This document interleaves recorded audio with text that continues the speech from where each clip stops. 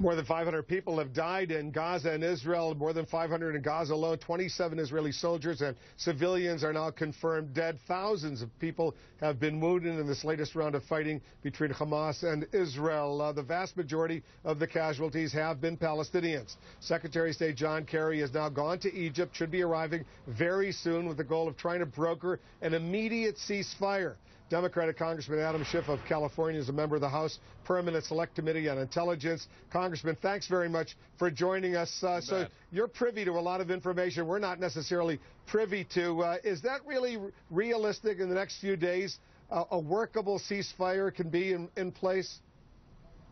Well, it's certainly possible, and I wish the Secretary every luck on his trip. It's going to be tough. Wolf, as you know, Egypt, which has traditionally brokered a ceasefire in a situation like this, a fight with Hamas, doesn't have the leverage it used to since it's been fighting the Muslim Brotherhood in Egypt, and Hamas is part of the Muslim Brotherhood.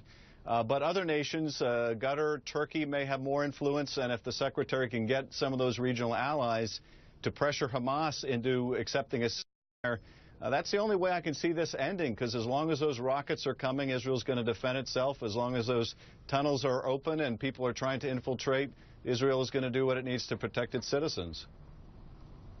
Because the president, once again, repeated today, he said it the other day as well, President Obama, he said he would like to see a ceasefire, the ceasefire that occurred the last time Israel and Hamas fought at the end of 2012, November 2012. He'd like to see that recreated. That would mean an immediate Israeli withdrawal of all of its forces, and thousands of Israeli troops are now inside Gaza dealing with these tunnels, these rocket launchers, and other military hardware. That would mean an immediate Israeli withdrawal.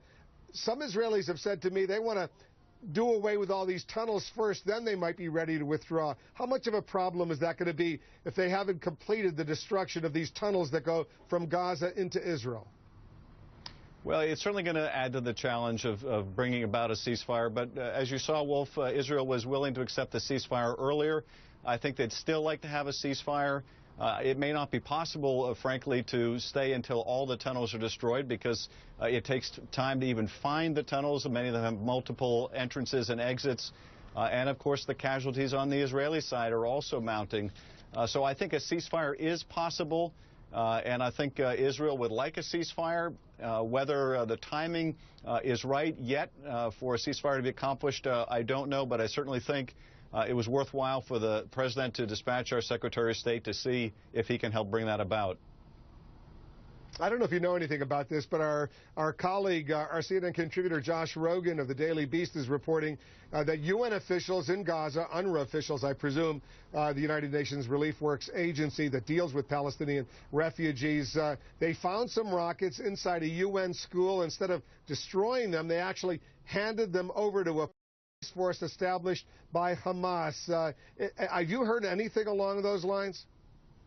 I haven't heard about the handing over of these rockets back to Hamas, but I have certainly seen many reports that Hamas has hidden these rockets in UN facilities, in schools, near hospitals, using basically human shields. And you know, some people say, well, Gaza is small and there are going to be civilians around wherever Hamas operates. That may be true, but Hamas has fully aggravated the situation by using these sites to hide its munitions, to hide some of its militants, and that is in part responsible for this heavy civilian casualty count.